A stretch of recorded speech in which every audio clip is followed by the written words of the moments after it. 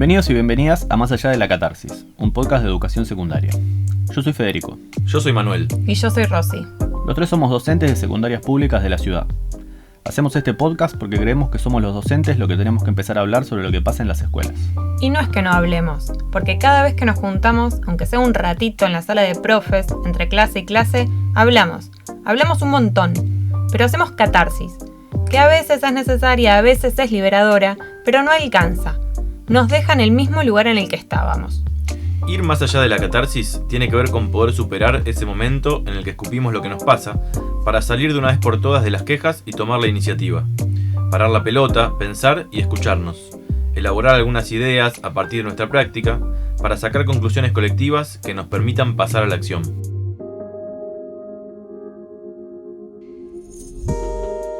Solana Camaño nació en 1996.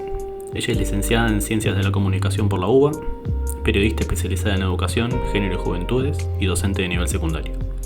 Escribe en Tiempo Argentino, Revista Crisis, Feminacida y otros medios. En su trabajo como periodista, Solana apuesta a levantar la voz de muchos docentes y a meterse en distintos debates a partir de las percepciones de quienes están día a día en el aula. Nos juntamos a charlar con ella para que nos cuente qué está viendo sobre lo que pasa en las escuelas y también para que nos dé su mirada desde la comunicación sobre las discusiones públicas que atraviesan a la educación. ¿Cómo ves desde ese laburo tuyo de todos los días de periodista y de entrevistar otras voces, específicamente el nivel secundario, que es en el que también estás dando clase vos y el que nos preocupa y nos convoca a nosotros en este contexto? Bien, bueno, lo que identifico en las preocupaciones de esos docentes es una falta de sentido de los pibes para con la escuela secundaria. Que eso, por ejemplo, entra en tensión bastante con lo que yo veo en mi escuela, pero sí es algo que escucho mucho y que se refleja, por ejemplo, en los números de ausentismo, que son altos. Tal vez hoy ya el problema no es tanto la deserción escolar, tenemos una tasa de cobertura muy alta, un 95% a nivel nacional en el nivel secundario, los pibes están escolarizados, inscriptos en la escuela, pero faltan un montón. Estamos hablando de aproximadamente, el promedio nacional es un 25% de pibes que tienen más de 25 faltas, 1 cada 4 es mucho, en ciertas jurisdicciones eso se agudiza más, la provincia de Buenos Aires es un ejemplo. Pero más allá del ausentismo también se refleja en las formas de ir a la escuela, de estar en el aula, y eso también tiene mucho que ver con otra preocupación que traen los docentes, que es que la escuela se hace cargo de todo. Esto, sobre todo en los sectores populares, se escucha mucho más: escuela comedor, escuela consultorio psicológico, escuela guardería, escuela sostén, y ahí queda desdibujada la función de enseñar, que es lo que muchos docentes están como planteando que se corrió a un lado, incluso por los propios gestores de la política pública. Entonces se hace muy difícil. Que se escucha es eso, una preocupación muy aguda por la situación de los pibes, mucho malestar docente para con las condiciones de trabajo, desprestigiados material y económicamente, pero también simbólicamente por todos los discursos que circulan en medios y redes sobre ellos, un cuestionamiento constante al saber docente, a la autoridad pedagógica. Y bueno, eso es un proceso que se fue gestando hace rato y que hasta trasciende a la escuela, tiene que ver con una crisis de las instituciones que organizan la vida en sociedad, y eso tiene como efecto como un deterioro de la autoridad pedagógica, y lo vimos en las últimas semanas. Ahora estoy por publicar una nota en Anfibia sobre la violencia escolar, los casos de familias que incluso le pegan a los docentes. Estamos viendo cuestiones que, si bien no son una pandemia, como dijo Sileoni, que salió a decir, no es que hay una pandemia de violencia en las escuelas, a veces son los casos que se viralizan en los medios. Ok, es verdad, también estaría bueno que tengamos cifras, igual no las hay, pero algo se está moviendo en las escuelas. Bueno, ahí nombraste un montón de temas interesantes para profundizar, y seguramente a lo largo de la entrevista vamos a ir tocando algunos. Pero me gustaría empezar con uno que nombraste y que habíamos visto también en alguna de tus notas, donde vos levantás la voz de algunos docentes opinando un poco sobre este tema, sí, ¿no? Y que aparecen voces de docentes que dicen que los pibes faltan mucho, que no pueden venir a la escuela, que vos te encontrás con los cursos con pibes que los ves muy poco durante el año, y de repente llega el fin de año y está esta idea de, bueno, a ver, hagámosle un trabajito a ver si puede hacer algo, a ver si lo podemos incorporar y qué sé yo. Pibes que interrumpen mucho su permanencia, que vienen a veces sí, a veces no y demás. Te encontrás con eso. Pero está mucho el discurso de que este ausentismo tiene que ver con que o tienen que laburar, o tienen que cuidar a los hermanitos, o vinculado más a la situación social. Nosotros, desde nuestra experiencia en las escuelas que trabajamos, vemos algo un poco distinto a eso, que tiene que ver con que hay casos, sí, donde hay pibes que o laburan o tienen cuestiones de familiares o sociales que les dificultan estar en la escuela, pero lo que vemos es que en la mayoría de los casos hay una relajación muy grande de parte de la escuela, de la exigencia de que los pibes estén presentes, y de alguna manera el mensaje que se le da a los pibes es que si faltan no pasa nada, porque después llegan a fin de año y se le intenta armar algo para que puedan aprobar. Si vienen los últimos 2 meses o el último mes, es como, che, a ver qué le armamos a este para que pueda aprobar la materia, pasar y demás. Y si faltó 80 veces en el año, ya no importa. Y el mensaje que se transmite a los pibes es, si faltás no pasa nada. Y a cualquier adolescente, a nosotros en nuestra época nos hubiera pasado lo mismo. Si el mensaje que te dan es ese, muchas veces no vas a la escuela porque sabes que podés faltar. Entonces, de alguna manera, en la entrevista anterior lo decíamos también, de 30 pibes que vos tenés en el aula, capaz 3 o cuidan al hermanito o laburan, qué sé yo, pero 15 son los que faltan mucho, y creemos que tiene más que ver con esta relajación de nuestra parte, o de la parte del Estado, de la escuela, de las autoridades. Bueno, eso es algo que me decía Anabela, creo que González es el apellido, que es una docente de Córdoba, suele tuitear sobre educación, sí. Mucha experiencia. Díaz creo que es. Díaz, gracias, en gestión educativa, formación docente. Y ella me decía algo muy certero, que es que a las escuelas se las vacía constantemente de las herramientas que le permiten construir autoridad pedagógica. Y daba como ejemplo la relativización de la asistencia, de cómo ciertas normas se empiezan a flexibilizar.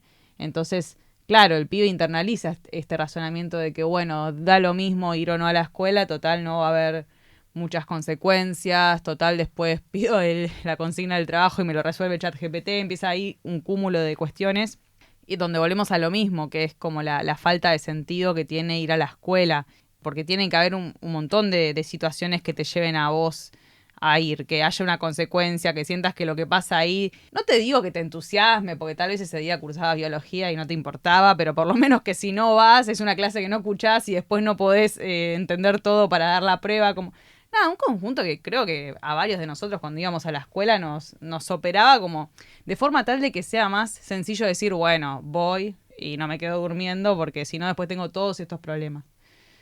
Y bueno, todo eso se va erosionando, horadando, y yo ahí sí veo un desfasaje entre las voces de los investigadores sobre educación en los medios y lo que ven los docentes. A mí no me gusta hablar de desfase en todo porque también creo que eso construye un sentido común de escritorio versus aula que es mucho más poroso y más mezclado que a veces como lo plantean los docentes en las redes. Hay mucha gente, hago este paréntesis y vuelvo al hilo, hay mucha gente haciendo investigación educativa muy piola, que tiene claro que no enseña, pero que igual la construcción de conocimiento que hace sobre el aula aporta a una política pública y está bien, o sea, no todos tienen que dar clase de quienes investigan educación, y a la inversa, no todos los que dan clase tienen que ser becarios doctorales, o sea, está bien que haya roles, pero es verdad que a veces se habla demasiado, o sea, hay una jerarquización en los medios de quiénes son las voces que opinan sobre temas de educación, y los investigadores o especialistas que no dan clase, la verdad que son bastantes. Pero vuelvo a lo que decía, que respecto a ese tema, yo ahí sí veo el desfase. Porque a veces escucho que opinan en abstracto sobre ciertos temas sin entender cómo es en el día a día, por ejemplo, acatar o no una norma de asistencia o usar la inteligencia artificial. Eso me pasa un montón. Por ejemplo, está genial que no repitan los pibes, ¿no? Te hizo un investigador porque no tiene sentido que vuelva a ser una materia que ya aprobó. Y claro, sí, obviamente una coincide con esa mirada. Pero yo después pienso en los estudiantes que he tenido, que no es que no aprobaron porque les faltó intensificar o tenían dificultades, sino porque decidieron no hacer nada, que eso responde a un montón de variables, no importa.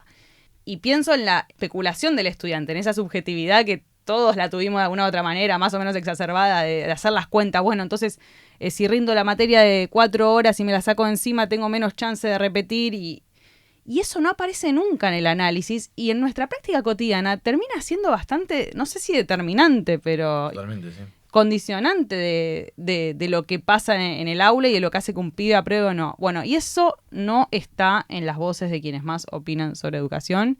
Se ve en tus notas también. Vos en tus notas levantás siempre varias voces sobre distintos temas, ¿no? En las crónicas que haces. Y había una que habíamos leído que trataba sobre el tema de inclusión, en donde Sí. aparecían, ¿no? Estas voces que como manifestaban su apoyo a la política, al hecho del nivel de cobertura que tiene la Argentina, etcétera. Y había otras que marcaban más los límites en términos de enseñanza, ¿no? De lo que implicó la inclusión desde la obligatoriedad para acá, en términos de calidad educativa, en términos de índices, etcétera. Y bueno, eso es un tema que nosotros también vemos, que es como una de las discusiones centrales hoy en día, me parece, porque nosotros estamos de acuerdo con la inclusión y con que estén todos los pibes adentro, pero también somos docentes y nos gusta enseñar y que los pibes aprendan. Medio que en esa tensión me parece que se juega hoy uno de los desafíos. Y vos cómo te parás frente a eso, cómo lo ves, qué te parece de las discusiones que viene habiendo, de las voces esas que levantás, ¿no?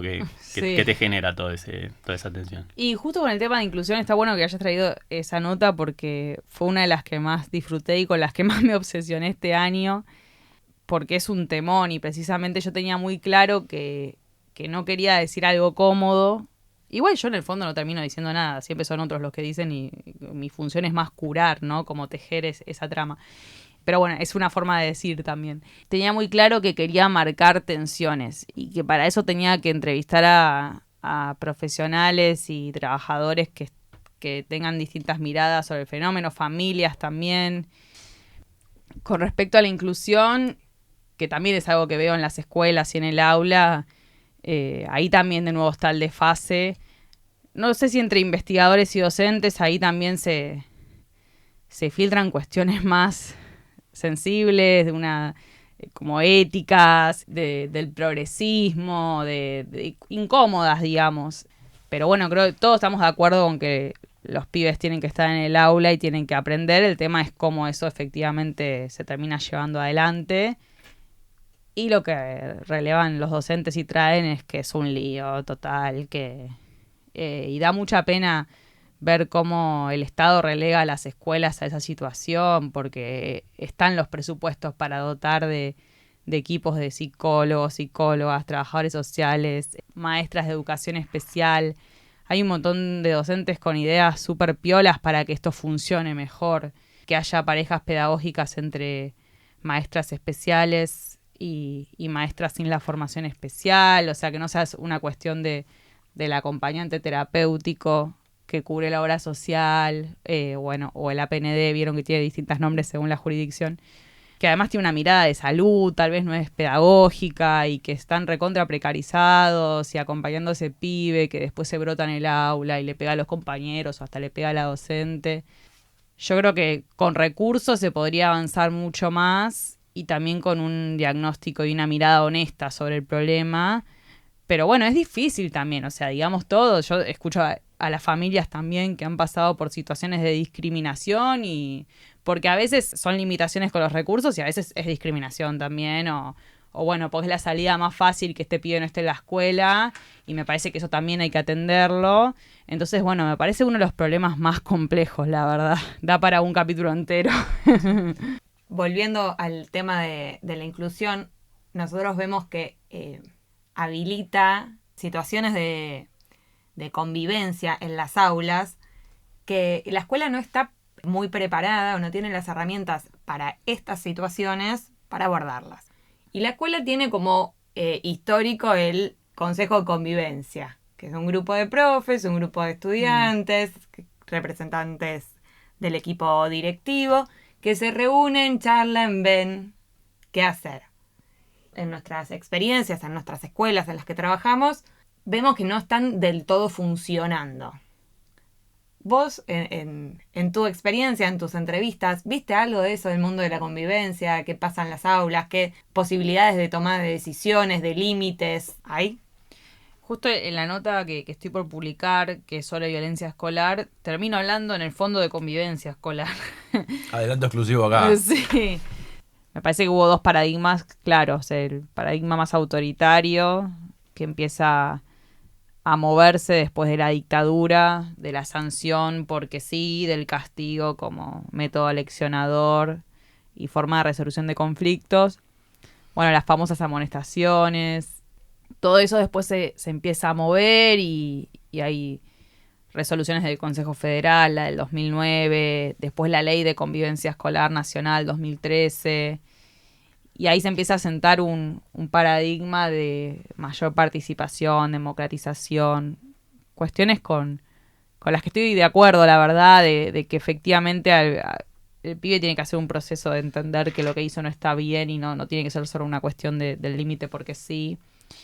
Pero bueno, después no sé en qué momento todo se termina volviendo en un como sí o también se desdibujan los bordes de nuevo y la verdad que a veces lo que noto son como discursos muy cristalizados que parecen dicotómicos y en el medio hay mucho más grises, no sé, por un lado, o sea, si hablas con los representantes más exacerbados de este nuevo paradigma, te van a defender a muerte este estado de situación y que todo lo anterior era mucho peor y que las sanciones siguen existiendo, pero que hay nuevas formas. Pero después, bueno, hablas con muchos docentes hartos y te dicen que vuelvan las amonestaciones, déjate de joder, o sea, y que se vayan sumando y que haya un costo porque ya no aguantamos más. Entonces es complejo, pero me parece que ahí hay algo. Lo que pasa es que si lo reducimos solo a una discusión de que vuelvan los límites o las sanciones más duras o no, y vayamos por los consejos escolares y los centros de estudiantes, queda muy chato el debate, no sé, volvemos al principio de lo que estábamos hablando, hay todo un proceso de deterioro de autoridad pedagógica que no se va tampoco a restituir con la vuelta a las amonestaciones. Pero bueno, al mismo tiempo pienso que tampoco puede bastar solo con charlar las cosas 80 veces y que los pibes se involucren en el proceso de reparación de lo que ellos generan, como bueno, sabemos que a veces no pasa y ya está, y mañana no vengas a la escuela porque ya te la mandaste 20 veces y te lo dijimos. Y bueno, y ahí de nuevo empiezan a chocar como la realidad de las aulas con ciertos discursos en torno a cómo deberían ser las cosas y es mucho más complejo. A mí me gusta esta idea de Leoni de que la escuela tiene un umbral ético más alto que la sociedad. No sé cuánto será así o cuánto tiempo más será así, pero ojalá que sí. O sea, me reconforta pensar que tal vez incluso aunque en las escuelas esté todo bastante mal, sigue siendo un lugar donde tratamos de resolver los conflictos de otra manera en comparación con lo que estamos viendo en el resto de la vida social. Pero la verdad, no lo sé. Yo lo que noto, al menos en mi experiencia, es que frente al problema de convivencia, cuando el problema se arrastra, medio que la reacción de la docencia es como decir, bueno, hay que ponerle voluntad, hay que seguir buscando estrategias, es como de... buscar estrategias. Buscar estrategias, ¿no? O sea, armar es medio otro dispositivo. reconciliarse con el hecho de que no podés hacer otra cosa, ¿no? Como que medio que yo noto que el discurso te lleva a decir, bueno, mira, es así, te lo tenés que fumar. Y me parece que hay que encontrar una forma de que la escuela enseñe cómo tratar esos problemas, ¿no? Yo creo que a veces Vipi dice algo en esa línea de que estamos queriendo escapar del fantasma de un paradigma pasado que ya no funciona y para no quedar pegados a ese paradigma, como que nos reconciliamos con el problema, sea en términos de inclusión, sea en términos del problema de convivencia, como que renunciamos, me parece, al rol que deberíamos tener por escapar de un paradigma medio fantasma, medio espectro, me parece. Y no sé cuánto bien le hace a los pibes el hecho de que o puedan faltar sin límite o, yo qué sé, se manden cagadas grosas y sigan estando en la escuela con otros compañeros a los que capaz violentaron o los afanaron o hicieron... No, como que ahí la escuela debería tener la posibilidad de poner un límite y marcar la autoridad sin que eso sea autoritario ni que uno termine con un rótulo, ¿no? Como poner la regla, mostrar que hay consecuencias ante ciertos hechos, termina siendo catalogado de autoritario, pero más por una dicotomía ideológica, me parece, por política. Los espectros. Nuestro trauma social progresista. Sí, Claro. sí, total. Como que eso juega. Sí. Igual una cosa, a ver, que es un poco polémica, pero también creo que a veces tenemos que elegir qué batallas dar desde los docentes, porque también entrevistando a funcionarios me han dicho mucho y también se quejan de todo los docentes. O sea, como no importa la reforma que hagamos, va a estar mal. Y o faltan recursos o es imposible de hacer. Y ahí me parece que hay que diferenciar aquellos problemas donde hay una falta de recursos que realmente es una emergencia. Yo creo que discapacidad, inclusión es eso. Ahora, no sé, si una gestión plantea usar de determinada manera la inteligencia artificial o plantea una reforma más pedagógica, de mirada o de didáctica, no puede ser que la respuesta sea siempre que faltan recursos. O sea, discutamos ideas, porque si no todo el tiempo en nombre de que faltan recursos no nos damos ninguna discusión. Y bueno, esta frase es polémica, pero me la decía una compañera y para mí tiene razón. Yo entiendo que en tu escuela, solo en tu aula, en tu bachi, hay un foquito de luz. Bueno, en ese aula tienen que pasar cosas, aunque haya un foquito de luz y un pizarrón. Que no implica resignar el reclamo de recursos, pero sino también a veces siento que en nombre de esa falta de recursos no nos damos discusiones pedagógicas o no avanzamos con ciertos cambios que tienen que suceder. Sí, pero nos paralizamos en el rechazo. claro, porque en el medio están los pibes que siguen viniendo, pero es lo que vos decís, termina quedando como una cuestión más de voluntad o lo que vos, Rocío, traías y que obvio termina siendo así, es una cagada, y yo creo que las buenas políticas públicas educativas son las que recuperan buenas experiencias y las institucionalizan para que no queden aisladas en una escuela, como, no sé, la mía, donde hicimos la revista, porque justo se juntaban un par de docentes que tenían un saber hacer, sino que eso se pueda como extrapolar, y hay un montón de políticas que nacieron así, y a mí me parece que eso está buenísimo.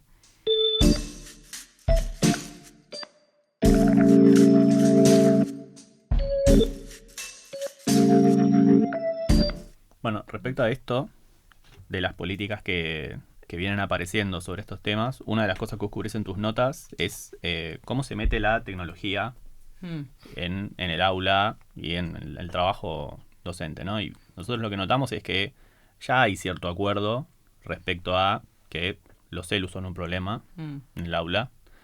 Y en Capital, en particular, el macrismo viene teniendo una política respecto a eso.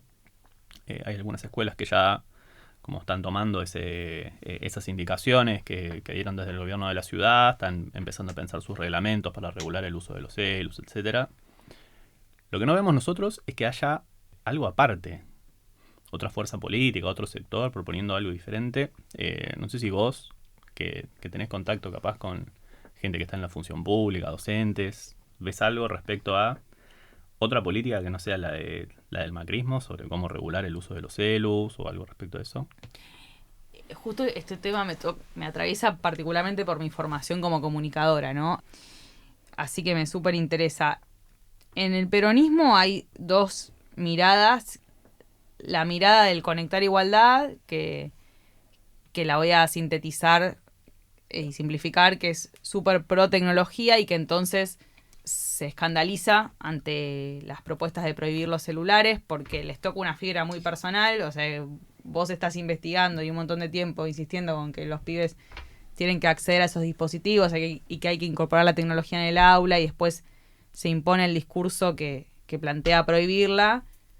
Entonces tenés por un lado esa mirada y por el otro la que entiende que en esta época, en este contexto de capitalismo de plataformas, las plataformas en las que están los pibes cotidianamente, que es con la que yo comulgo, disputan la atención de los jóvenes, de todos en realidad, y en la escuela eso se traduce como una disputa por el tiempo de aprendizaje, y que entonces no es solo prohibir el celular, sino que hay que regularlo porque hay toda una maquinaria y una arquitectura digital ahí que va más allá del talento o el carisma de un docente. O sea, aunque hagas, porque esa también es la otra mirada, ¿no?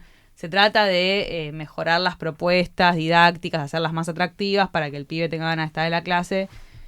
Bueno, no sé cuántos de nosotros habremos ido a una reunión familiar o de amigos súper importante y hemos estado con el celular porque, digo, está diseñado así. Yo con varios colegas, ya sea de la política, la docencia, de la comunicación, estamos tratando de construir una tercera posición. Pero bueno, que apunta a regular, sí o sí, para uso no didáctico. O sea, yo creo que ahí, ¿quién podría estar en desacuerdo que dé clase con que cuando vos estás explicando algo y el celular no tenga nada que hacer ahí, esté guardado? O sea, nadie. Totalmente. Ahí sí hay, de nuevo, ahí veo un claro desfase entre la mirada de la investigación en tecnología educativa y la de la mayoría de los docentes de media. Entonces, regular para uso no didáctico, pero al mismo tiempo desarrollar una serie de experiencias y de materiales curriculares para que los pibes trabajen en la construcción de mirada crítica sobre las plataformas. Y con mirada crítica, porque también es otro lugar común, me refiero a la comprensión de cómo funcionan.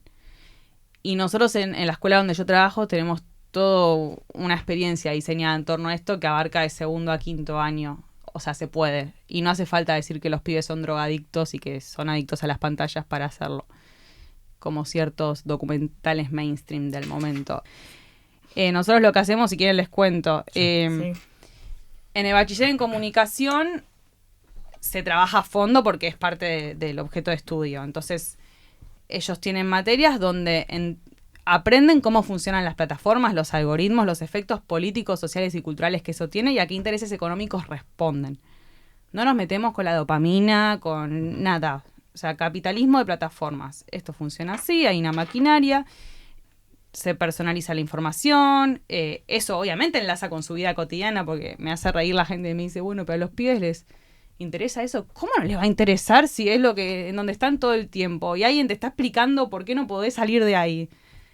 Obviamente, siempre hay pibes que les interesa más, menos, pero el proceso de aprendizaje es zarpado. Entonces, bachiller en comunicación se profesionaliza en el tema y cuando llegan a 5º le dan talleres a todos los 2º años, que no son solo los de comunicación, para que tengan una aproximación a la comprensión de la lógica algorítmica y cómo atraviesa su vida cotidiana, la de sus familias. Bueno, en comunicación también hacen contenidos, revistas sobre el tema, entonces eso circula en la comunidad educativa. Hemos vuelto la revista como una excusa que se llama Cebados para plantear debates entre profes y estudiantes sobre la inteligencia artificial en el teatro de la escuela, con el resto de la comunidad. Se dieron discusiones bárbaras de profes súper anti-IA, discutiendo con los pibes con honestidad, que les decían usamos ChatGPT para todo. Entonces a mí me parece que eso estuvo bárbaro porque fue una explicitación de lo que sucede, que fue súper interesante. Y bueno, lo de 2º no queda ahí porque después de ese taller, junto al área de matemática, se les hace una encuesta a los pibes sobre sus consumos culturales en las plataformas y analizan los resultados desde la estadística o con los profes de matemática. Entonces, bueno, en 2º A, el promedio en pantalla es de tantas horas, la red más usada es TikTok. También nos metemos con la monetización, si compran videojuegos o si tienen billeteras virtuales. Y bueno, ahí hay toda una comprensión integral del fenómeno que esperamos ahora que también que algún organismo público como lo tome como experiencia para que sean talleres en escuelas de gestión estatal. Estamos en eso. Y que bueno, que yo creo que es, volviendo a tu pregunta, una forma de que no sea solo prohibir o regular el celular porque sí, sino que los pibes sean parte de la comprensión sobre por qué lo estamos regulando. O sea, en comunicación yo hago el chiste todo el tiempo como, guardar el celular ya sabes por qué, y se cagan de risa porque y empiezo. De nuevo, es Elon Musk disputando tu tiempo de vida mientras yo te quiero explicar, y el pibe como, basta, ya entendí. Pero se ríen, como que no es bueno, porque te lo digo yo, sino porque estamos estudiando por qué esto es un problema. Entonces me parece que a mí esa es la pata que falta y que hay que desarrollar material curricular. Pensar un material para un montón de escuelas súper diversas implica otros criterios, pero obvio que se puede. Fede, como intro en la pregunta, planteaba esto, que hay ciertos acuerdos. Últimamente, después del corto mainstream que mencionaste, hubo varias voces, hubo varias repercusiones. Y un titular o una pregunta que vemos en todos lados es, ¿tecnología sí o no? Bueno, cavernícolas tampoco, digamos, nadie está en contra. Nosotros queremos pantallas en todas las aulas, eso seguro. Pero sí encontramos este acuerdo que vos recién también mencionabas, como bueno, yo estoy explicando, necesito que los estudiantes estén ahí y no en el celu, ¿no? Después también hay ciertas cuestiones en esa misma línea de sentir que, o notar, que el celular está distrayendo la atención en esto. Por eso necesitamos, cuando explicamos eso. También sería innegable que cualquier colega que esté en el aula diga que no, mis alumnos no usan ChatGPT, mis alumnos no usan la inteligencia artificial. La verdad es que por más rebuscadas, voy a usar esa palabra, que hagamos las consignas, por más creativas, la inteligencia artificial ya puede resolver cualquier cosa. Entonces, bueno, listo. Como respuesta estábamos volviendo al papel, a lo analógico. Bueno, vamos a resolver, el trabajo lo vamos a hacer acá, sin uso de ningún dispositivo, pero después no tenemos plata para fotocopias, no recibimos libros, ¿no? Y se pone en tensión eso. Pero bueno, con la fotocopia esta que yo te doy, vos resolvés. No puedes usar el celular. ¿Viste cómo le gano el chat? Bueno, tampoco funciona, tampoco es que nosotros consideremos que haya que establecer esa batalla, digamos, ¿no? ¿Cómo te parece a vos que podemos incorporar la inteligencia artificial en las aulas? Me interesa por ahí esto que vos planteabas de este debate que se dio con sinceridad de che, recontra usamos el chat. Bueno, ¿cómo se puede generar ese pensamiento crítico, esa idea, ese debate, esa concientización para ambas partes? Yo acá comparto con Mariana Ferrarelli, que es una investigadora que entrevisté por este tema, que me hablaba de pensar en propuestas de evaluación de un doble carril. O sea, yo sí creo que algunas actividades con fotocopias también y pueden funcionar. Y que, o la prueba tradicional, me parece que eso ya en algunas materias es indispensable. Si se habían removido, creo que tienen que volver, porque permiten trabajar habilidades de memoria, estudio. Entonces, por un lado, volver o profundizar en esas estrategias que son contraculturales hoy. Y bueno, y por el otro, que las actividades que incorporen la IA sean aquellas donde no termine siendo un como sí. Yo fui pasando por distintas etapas con respecto a este tema. Por ejemplo, he pasado por la instancia de odiar a la IA y decirles a los pibes que, bueno, les mandaba a hacer un ensayo para analizar una película y que no la usen porque yo digo que no se puede usar y bueno, y después tratar de corregir y ver si la usaron, si no, el careo, bueno, me volví loca y como que estoy tratando de remover los grises, como o actividades offline donde yo me puedo asegurar que no la pueden usar. No hace falta una prueba a libro cerrado, puede ser una prueba a libro abierto con fotocopias, con explicitación de, bueno, para este día pueden traer todos los materiales que quieran en papel. O propuestas donde efectivamente sé que la van a usar y bueno, y ahí lo que hago es establecer como un documento, un escrito donde planteo las pautas, digo para qué se puede usar, para qué no, ahora les doy algunos ejemplos. Y bueno, y voy construyendo como un acuerdo didáctico con ellos y la verdad que a mí me está funcionando. Al principio me parece que lo más difícil es cuando recién conozco al curso, pero después cuando ya les conozco la escritura, me conocen a mí y vamos construyendo un vínculo, a grandes rasgos llegamos a ciertos acuerdos. Nosotros, por ejemplo, hicimos en tercero un juicio a las redes sociales. Hay una defensa, una fiscalía, un jurado. Es una instancia muy significativa para tercero comunicación porque se pone en juego hasta cuestiones más competitivas, ellos lo quieren ganar, hay auditorio, o sea, se prepara todo como una instancia de evaluación potente. Bueno, yo este año dije, claro, van a usar la IA para los guiones. Bueno, está bien. Entonces, respecto a la argumentación de la defensa y la fiscalía, les dije, pueden apoyarse, pero el criterio es de ustedes y es en base a los contenidos teóricos trabajados en esta materia, que voy a evaluar si están. Y ustedes también tienen que pensar que la IA plantea una estandarización del lenguaje. Entonces, si ambos equipos trabajan con la IA, va a ser predecible lo que digan y, de hecho, le pueden preguntar a la IA lo que va a decir el otro equipo. Entonces, ustedes tienen que tratar de construir otro guión con criterio propio. Y como había tanto en juego, lo hicieron. Entonces, le preguntaron cuestiones a la IA, pero también fueron escribiendo ellos, hicieron videollamada de 6 horas para hacerlo. trajimos la experiencia de los de cuarto el año pasado para que los asusten un poco y les dijeran que si lo escribían en una clase de 2 horas no iba a bastar. Eso con respecto a la defensa y la fiscalía. Y los testigos, porque hay teatralización, no sé, yo soy un ludópata que las redes me hicieron mierda y bueno, ese es un testigo de la fiscalía. O por la defensa estaba Santi Maratea. Bueno, yo hago colectas con las redes. Y la verdad que a mí me facilitó mucho la IA para eso, porque como no podía estar con los 30 pibes escribiendo sus argumentaciones, cuando venía algún testigo de no sé qué decir, le decía, preguntale a la IA, decirle, soy Santi Maratea, soy testigo de la defensa de las redes, ¿qué puedo decir? Y andá pimponeándolo vos. Y se armó, y de golpe ahí me facilitó una actividad del carajo, porque es un despliegue muy grande, que es más para trabajar en pareja pedagógica que de a una.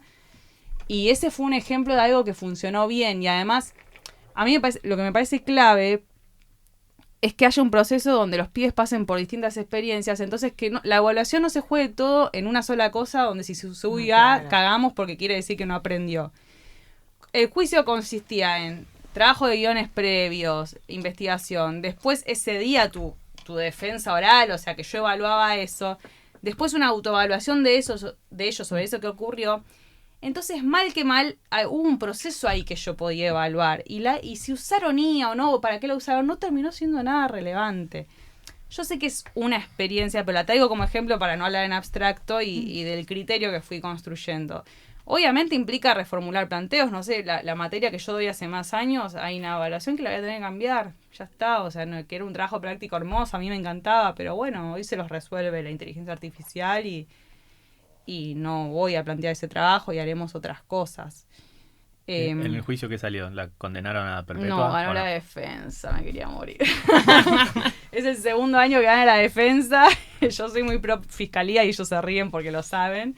Por suerte yo no voto, votan sus compañeros. Ganó la defensa de las redes. Pero bueno, ahí se pone en juego la retórica también. Está un montón de cuestiones hasta actorales, está bueno como instancia. Más allá de la catarsis, un podcast de educación secundaria. Bueno, un tema que es un poco de tu campo, digamos, este cruce entre docencia, educación y periodismo, comunicación.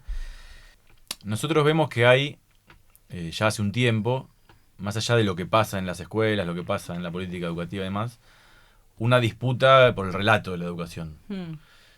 La educación, históricamente, por lo menos de la dictadura para acá, fue siempre una bandera vamos a decir, de la izquierda, o del campo popular, o nacional y popular, o sea, siempre la defensa de la educación pública, era como un lema más nuestro, digamos, ¿no?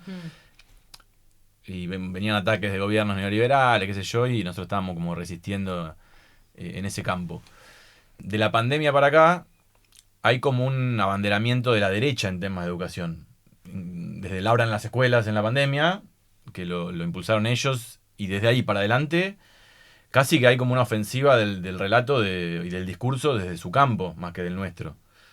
Y han sabido muy bien disputar el sentido en la población. O sea, creo que han ganado muchos sentidos. Hacia las familias, con respecto al rol de los docentes, o a lo que hacemos o no hacemos los docentes, a nuestros déficits, a los paros. O sea, han quedado como ellos un poco como defensores de la educación en muchas de las discusiones públicas que se dieron en los últimos años. Y el campo, no sé, nacional, popular, de izquierda, amplio, ha quedado medio como sin saber cómo responder a esta nueva situación. Algo de esto salía en las cosas que vos decías, ¿no? Como algunos discursos del progresismo que no se anima a decir algunas cosas por miedo a quedar pegados con ciertos discursos.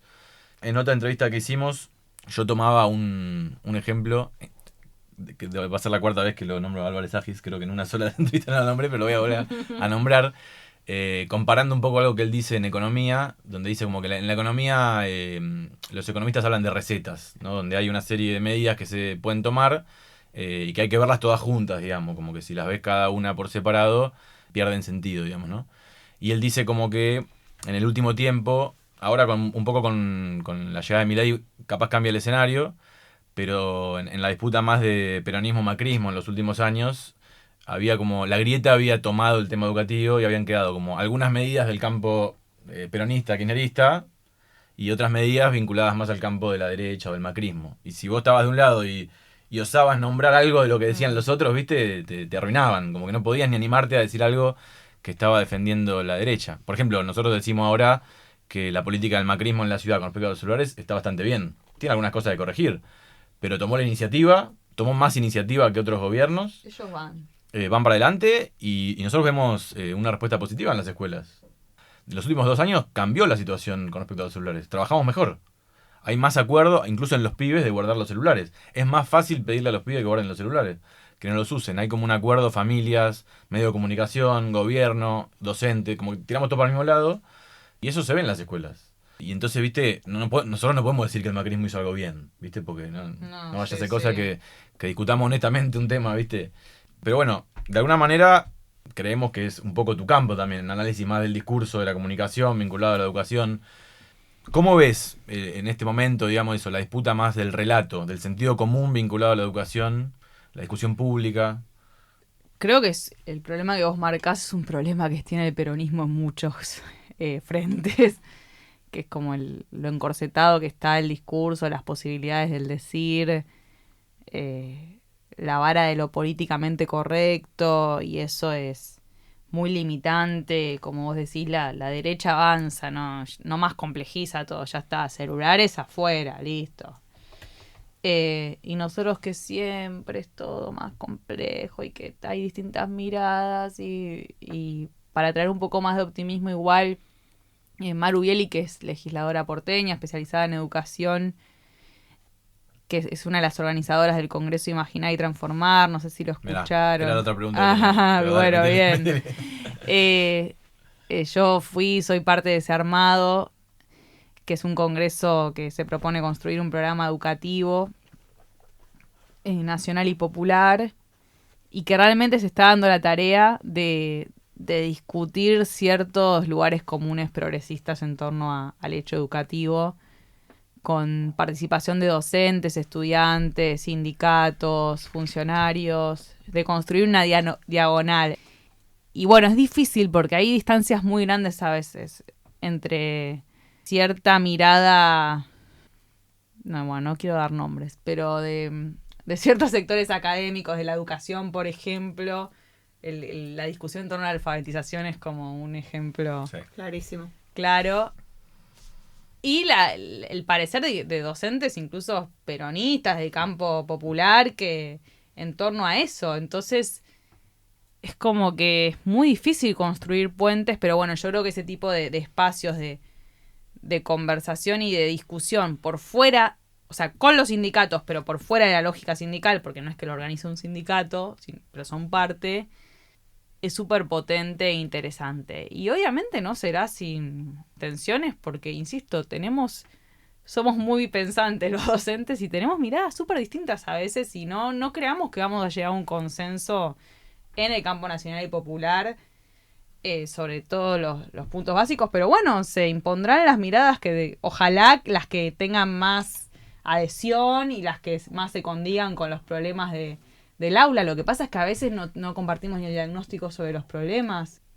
A ver, en los medios la educación está infravisibilizada y solo entra en escena cuando una familia le pega a una maestra, o porque los pibes son unos adictos al celular, o etcétera, como todo escándalo, preocupación. Y en el campo más progresista, la militancia, que creo que por momentos es al revés, está sobrehablada, pero como eso también se traduce en una parálisis, como decías vos. Entonces, ¿qué hacemos? Y eso está difícil. Lo que pasa es que el contexto político es muy jodido, porque ahora nos quieren barrer la ley de educación nacional, o sea, de ahí para arriba es como tenemos que volver a discutir todo. Pero bueno, eso veo a grandes rasgos. Y vos que estuviste siguiendo el tema de los congresos, sí. ¿Ves algunas líneas de acción interesantes que se hayan propuesto sobre algún tema? Sí, está buena la pregunta. Bueno, sobre tecnología, la que conté, pero sumado a eso, una línea de todo de desarrollo tecnológico, de plataformas propias, de materiales propios, un canal encuentro, pero para esta época hasta de producción de contenidos de streaming, como eso. O sea, desarrollo de tecnología y mirada crítica. Me parece que esa línea está buena. Después, no sé qué piensan ustedes, pero bueno, se estuvo ahí conversando en esos espacios de la necesidad de renacionalizar ciertos aspectos de la formación docente. O sea, se parte de la premisa de que el sistema está muy fragmentado. ya sea en las jurisdicciones y también entre las jurisdicciones, y que hay ciertos aspectos que se deben recentralizar. A mí es uno de los temas que más me cuesta porque no es mi especialidad en cuanto a cómo se podría hacer eso más allá del Infod, pero me parece que es una discusión súper interesante porque ahí hay miradas distintas en torno a cómo convive la singularidad de cada territorio y la necesidad de un sistema educativo común. Pero bueno, fijémonos que justamente los libertarios vienen por la fragmentación, porque el proyecto este que se filtró apunta a la autonomía de cada escuela. Después hay toda una línea de escuela-comunidad que a mí me gusta mucho, que apunta a pensar el rol político de la escuela en este tiempo. Si todo está vapuleado, fragmentado, hecho mierda, bueno, y vemos que la escuela, con todas sus dificultades y limitaciones, con ausentismo incluso, sigue siendo un lugar donde los pibes que van se sienten muchos cuidados, donde hay una mirada adulta, donde se detectan situaciones de abuso, de violencia. Bueno, hay que fortalecer la escuela. Obvio, no hay que dejarla librada a su suerte, hay que fortalecerlas con recursos y también todas las articulaciones entre escuela, club, centro cultural, servicios zonales, políticas de protección de derechos de niños, niñas y adolescentes, que me parece que esta idea de escuela-comunidad en algún punto viene a ponerle una palabra a lo que ya sucede, pero para robustecer la escuela. También hay otras miradas ahí de decir, bueno, no, el lugar es la enseñanza y no tiene por qué ser un club, sí, la escuela, qué sé yo. Pero bueno, yo estoy bastante de acuerdo. Y bueno, después sobre enseñanza, aprendizaje, qué sé yo, hay mil líneas para pensar, la pareja pedagógica, que también suena medio utópico, pero con la caída de la tasa de natalidad, quién sabe, algo de eso se pueda empezar a expandir más. Y toda la línea de creación de cargos socioeducativos como tienen las escuelas preuniversitarias, de que haya coordinadores por curso, como referentes de trayectorias. Microescritura. Sí. Había una propuesta que había hecho Cristina, no sé si siguió después en el congreso que se hizo en el norte, sí, sobre cómo dividir la educación secundaria en dos velocidades. Sí, la de la educación dual de Alemania. Sí, no fue muy discutida en el Congreso, o sea, ella lo dijo, pero después se siguió discutiendo la tarde en base a eso, no es que hay un acuerdo en torno a eso. Sí me parece que el peronismo entendió que la crítica a las ACAPs, por ejemplo, tal como se hizo en su momento, no fue la mejor porque salimos a decir que las empresas iban a explotar pibes y de golpe había algo de eso que no estaba tan mal. O sea que igual yo justo en mi escuela soy referente de ACAPS, tengo un montón de críticas para hacer. Digo, el peronismo me parece que va entendiendo que no es que hay que salir a hablar en contra de eso, porque si no estamos como dándole a la derecha este vínculo entre educación y trabajo en vez de pensar nosotros como debería ser. Exactamente. Entonces, no creo que en el Congreso no es que se impuso la mirada de la educación dual, porque de hecho muchos se quedaron, hasta yo como, O sea, sí, es polémico. Sí. Pero sí esto de que, bueno, que de estrechar los puentes entre educación y trabajo y en todo caso, bueno, ver cómo. Otra cosa que yo veo bastante común, que uno se la puede escuchar al macrismo, que está en la ley de libertad educativa y que estuvo en ese primer congreso que hicieron, es el tema de una carrera para directivos, aparte. Y no hay especificaciones, ¿no? Ni mucho detalle al respecto, pero yo me pregunto cuánto eso lleva a separar los docentes de los cargos directivos, ¿no? Como que haya una carrera de docentes en donde el docente termina siempre en el aula y que haya una carrera de directivos que no están en el aula, ¿no? Y ahí son como canales separados, tipo, ¿no? ¿Cuánto puede el docente o la docencia como colectivo tener la capacidad de hacer carrera y escalar su experiencia al nivel de la gestión de la escuela si hay una carrera ya aparte, ¿no? Como para otro sector. Y que eso es medio como un denominador común, lo podés ver en las distintas propuestas. Yo, Solana, pienso como vos que no son dos carriles separados. Y entiendo que también es algo que se discutió en el Congreso y que hay una mirada más que de bifurcación de, en todo caso, fortalecer la formación de directivos, que ya son docentes. No sé si en espacios de formación continua, si como un posgrado, eso será algo que conversen los más especialistas, pero me parece que en realidad el acuerdo es que es necesario fortalecer la formación en gestión y que no puede quedar librado a a quien quiera especializarse después de ser docente, porque sabemos que hay muchos directores que llegan por antigüedad, porque ya se cansaron del aula y que no necesariamente estudian gestión, y ahí sí creo que hay un valor en estudiar qué implica conducir una escuela y que no sea solo una intuición del saber hacer.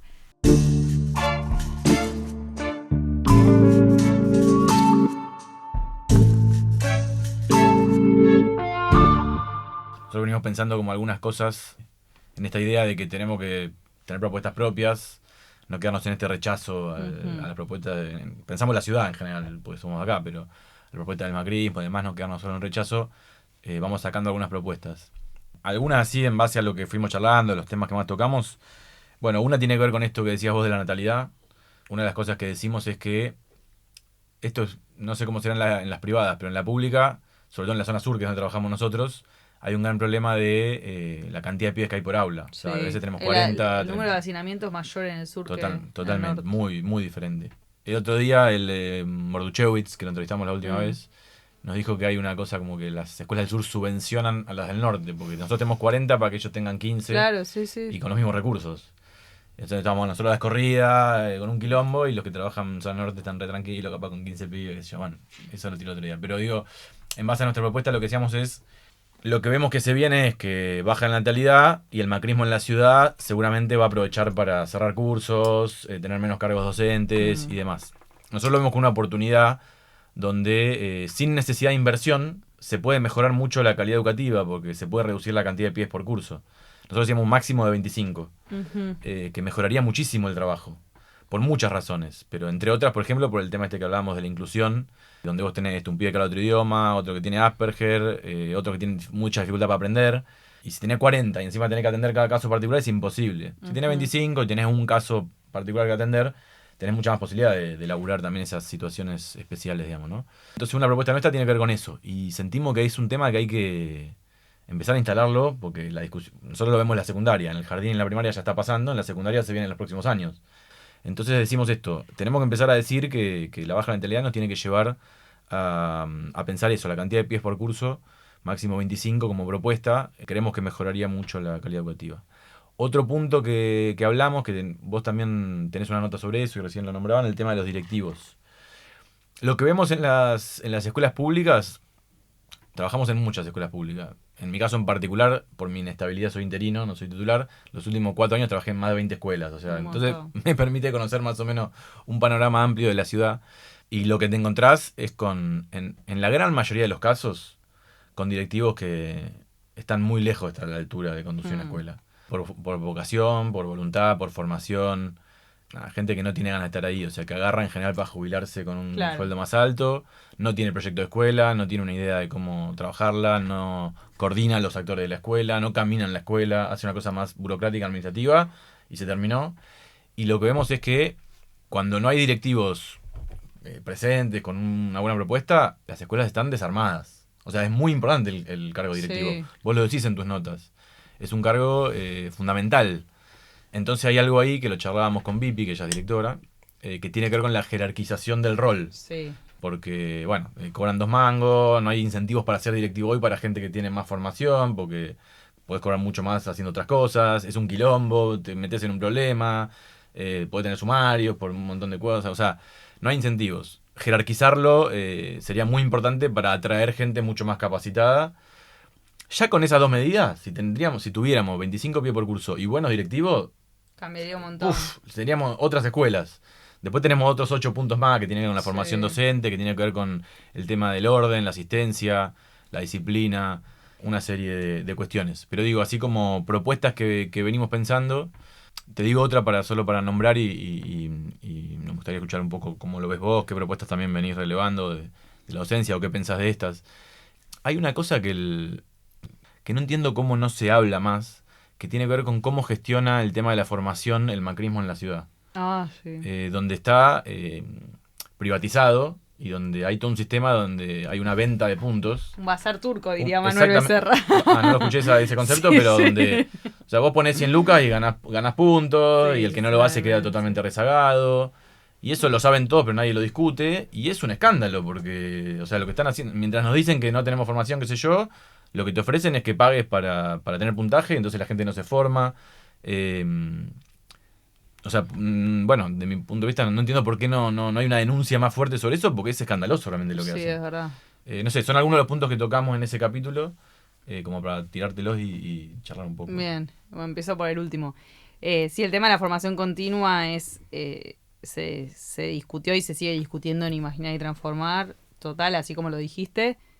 Es verdad, igual que falta más denuncia de estridencia, hasta me estás dando una idea de nota. Bueno, hay que ver también, es muy de nicho, ¿viste? Pero termina siendo entre los docentes, pero termina siendo crucial. O sea, y el desafío es transmitir por qué eso que parece súper específico termina influyendo en la forma de enseñar totalmente. Bueno, respecto al segundo punto, sí, comparto plenamente y bueno, yo estoy medio obsesionada con lo de los directivos en mi nota porque a mí me pasó en la escuela donde concentré horas que trabajo con una libertad, pero no solo libertad, sino con mucho acompañamiento, o sea, una autonomía acompañada. Uh-huh. Que es clave por la conducción y bueno, eso no abunda y no puede quedar librado esto a justo la suerte que tengo una escuela de tener a alguien con más cabeza.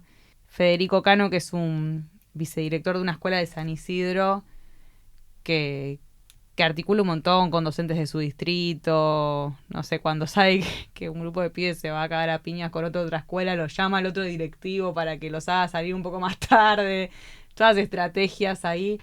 Me decía algo que para mí me quedé pensando que claro, que es verdad, que a veces lo pensamos solo como voluntarismo, pero detrás de esas decisiones hay una mirada pedagógica valiosa, entender que, por ejemplo, la articulación es necesaria y que debería estar incentivada desde la jurisdicción, sí, pero bueno, si no está, igual los directivos lo hacen.